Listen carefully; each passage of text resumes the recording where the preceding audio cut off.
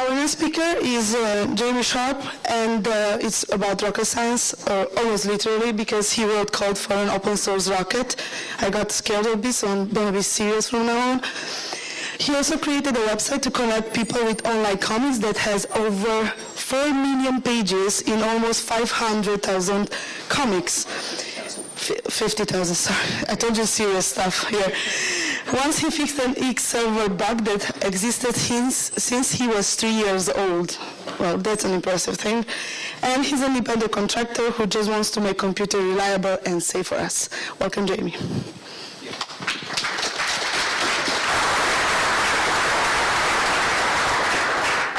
All right, hopefully I turned this on all right.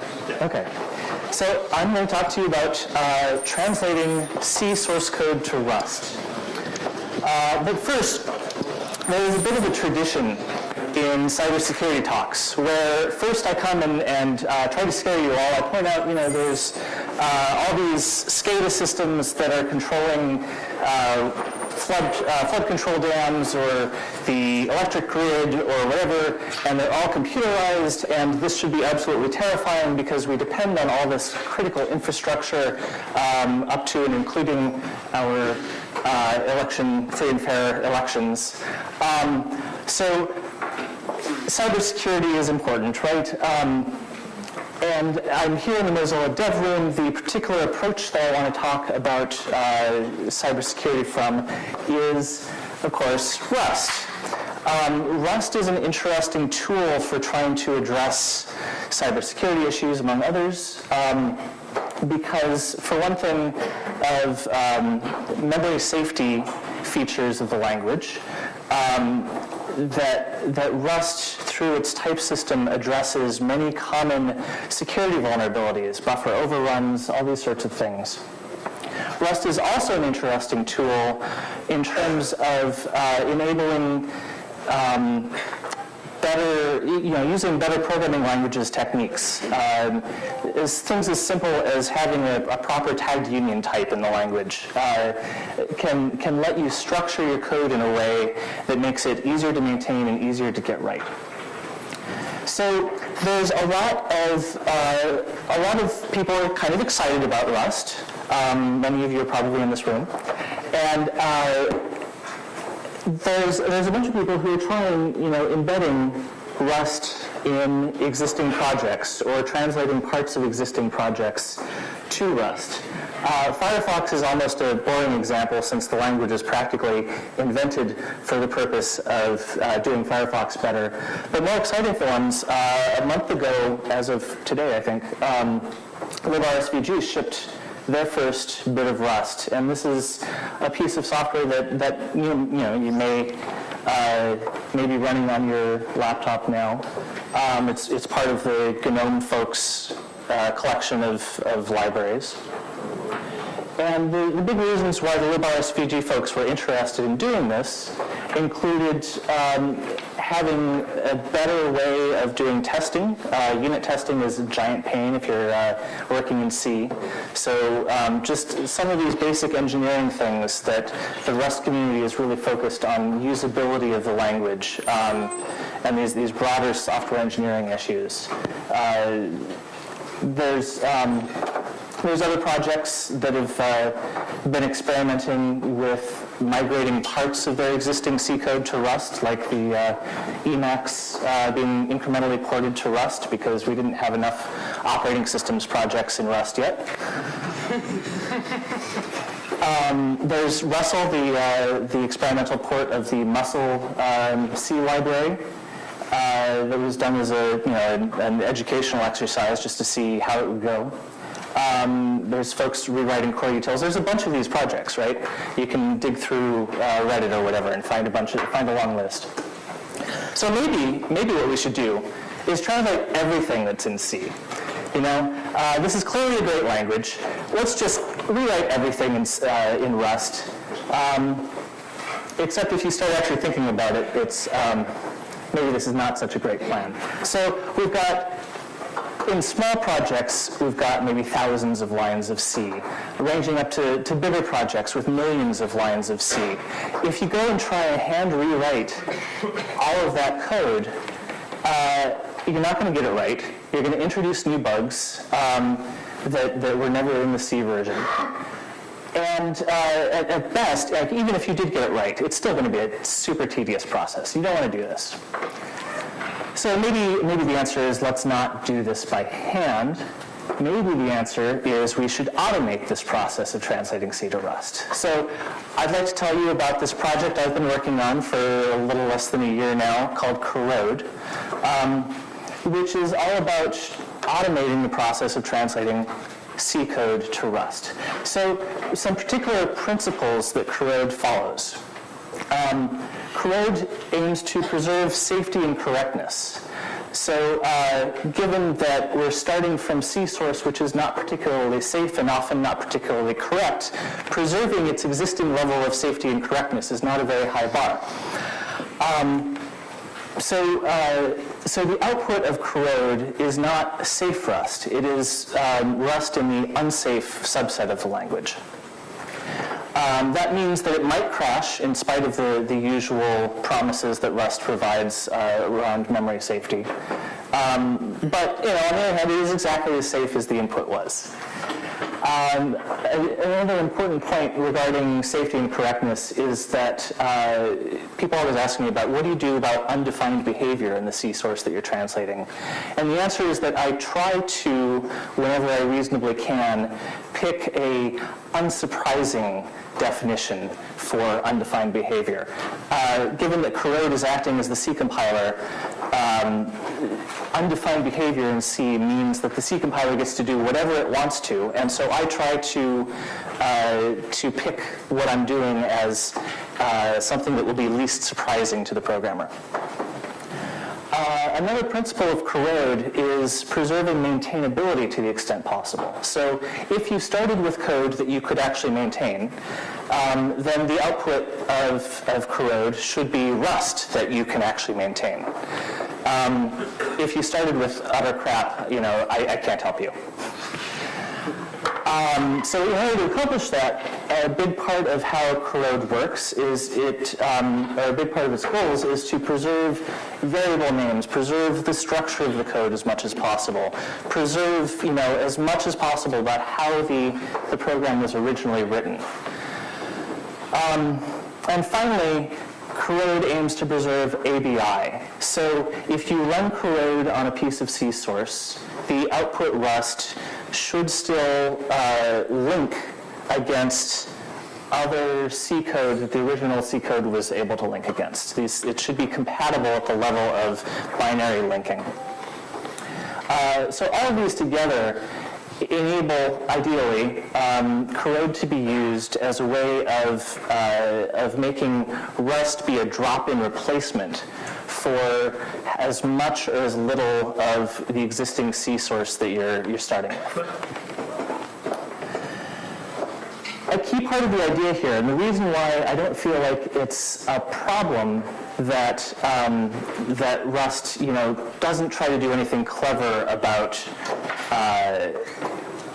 making code more safe than the original or more correct somehow.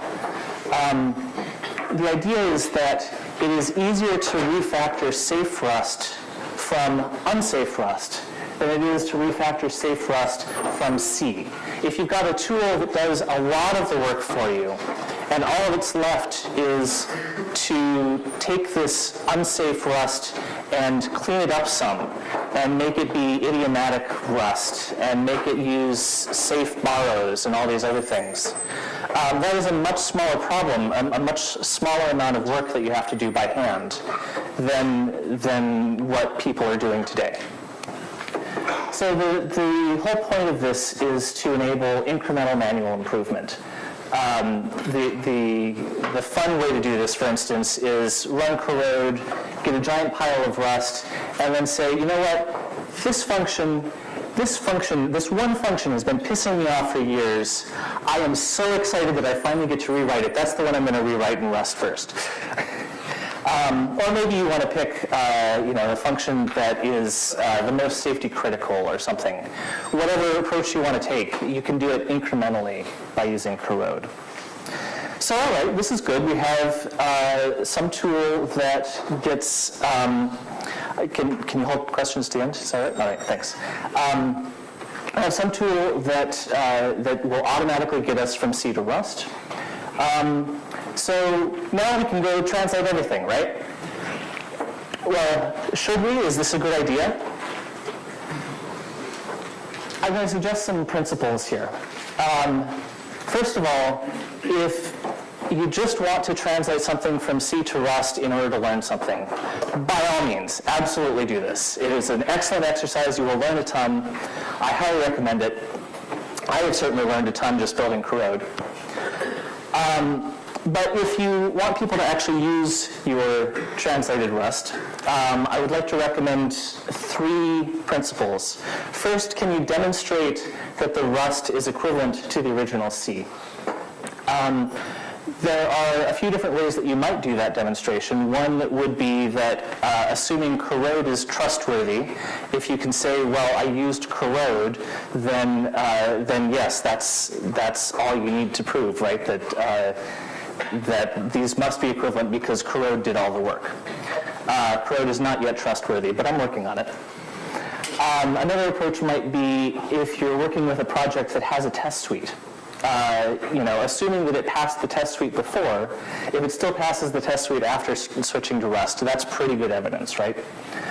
Another principle is that asking whether Rust's advantages are actually going to help with the kinds of bugs the project faces. So if you're looking at a project that has a significant component where it's interacting with the network, interacting with untrusted data, things like that, that might be a really strong argument for why switching to Rust is a good idea. If it's just something where you don't deal with untrusted data at all and you're barely touching memory or whatever, maybe Rust advantages are not so helpful to you. Finally, of course, is the project community actually interested in accepting patches that switch to Rust? So if I go off and throw a Mesa patch at these guys sitting in the front row, are they going to actually take it? Seeing a lot of head shakes there. So don't do that, right? Don't waste your time on patches that are not actually going to get accepted.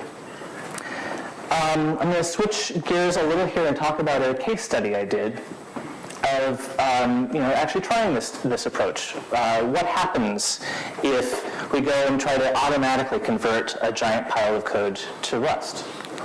What I was looking for when I went to pick a project to do this case study to was, first of all, I wanted something that's not actually, it's an open source project, but it's not actually maintained. Because if I'm going to write a bunch of patches, I didn't actually want to think about whether anyone was going to take them. If it's unmaintained, I don't have to think about that at all. Nobody's going to take them no matter what, so it's fine. I also wanted projects that are written in C because Corrode only works with C. Projects with security implications because otherwise it's not terribly interesting to switch to Rust, or not as interesting. And projects that are still in use, like someone might actually get some value out of this. So this is kind of a weird position to be in, right? It's unmaintained. People don't care about it enough to maintain it, but they care about it enough to use it. So what project did I pick? The concurrent version system.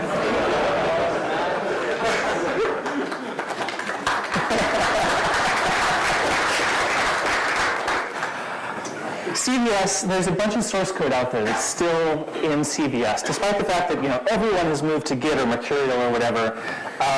There's still 6% of Debian users with CVS installed, according to the automated popularity contest. Because there's all this source code out there that this is the only way you can get at it. CVS does rely, is usually used unauthenticated and unencrypted. So if there are remote code remote RCEs vulnerabilities, they're that much easier to actually exploit.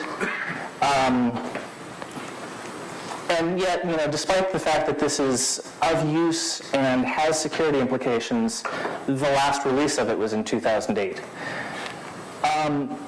It's also not a trivial code base, right? If I build a tool that can translate, 50 lines of C, that's not terribly exciting, right? But if I can translate 50,000 lines of C, well, it's not a huge code base, but that's not trivial. It's an interesting exercise. CVS also relies on many corners of C that other projects may have managed to avoid. The original release of it, the original C release anyway, was from 1989. So there's still like K&R style function prototypes in it and things like that. That was kind of exciting to implement in Corrode. So the idea is, if we can translate this, it seems like we can probably translate all sorts of things. As a nice bonus, CVS does have an extensive test suite, so that's turned out to be really useful. So let me tell you about where I've gotten so far in this case study. 6.4% of the source lines of code I've translated to Rust, which doesn't sound like much, but it was basically I went for the things that I could do in a couple of days, and the rest of my time was spent fixing Corrode bugs. So that's over 3,000 lines of code in the slot count sense, so not counting blank lines and comments and that sort of thing. And that's 10 out of the 68 source files that are the core of CVS. There's a bunch of reasons why that number, that 6.4%, is still fairly small. Corrode is absolutely work in progress tool. The biggest issue is that control flow is hard. Rust does not have go-to statements or C-style switch statements, and the number of wacky things you can do, like let me just say Duff's device, for example, that you can't directly express in Rust mean that getting the translation of arbitrary C control flow to Rust is tricky. That's the biggest thing that I'm working on right now, actually.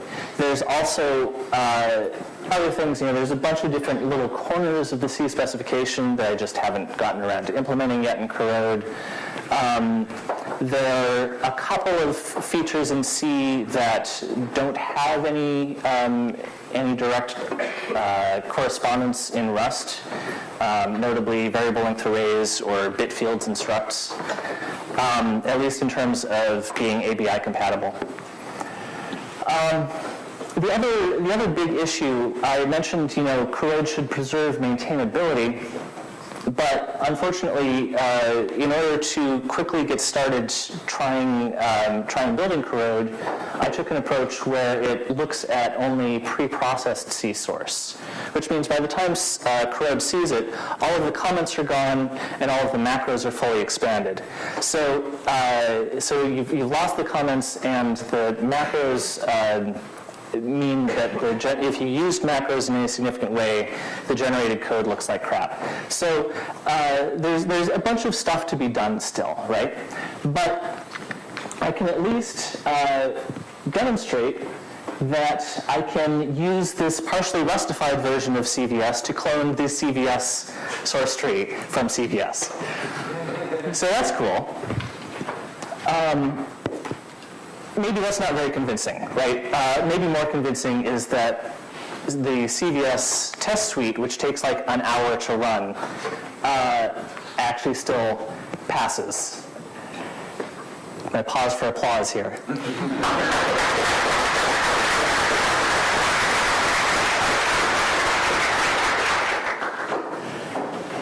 So I talked about the